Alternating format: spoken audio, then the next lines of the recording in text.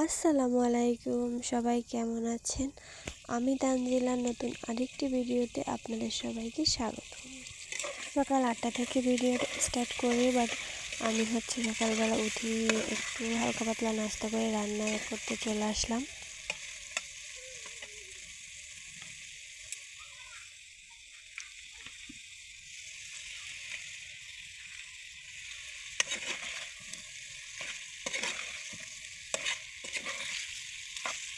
তো এখানে টমেটো আলু দিয়ে ট্যাংরা মাছের ঝোল।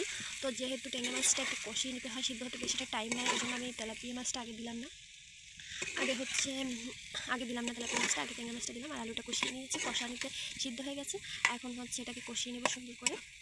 ট্যাংরা মাছ আবার না কষালে ভালো লাগে না খেতে, যেহেতু ভেজে নিচ্ছি না, কাঁচা মাছ রান্না করতেছি, তো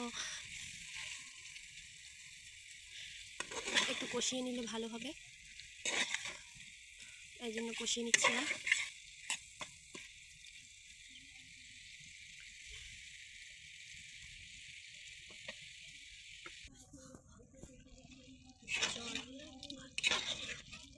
ভিডিওটি ভালো লাগলে like, share, comment and subscribe. আল্লাহ হাফেজ, দেখা হবে অন্য কোনো ভিডিও।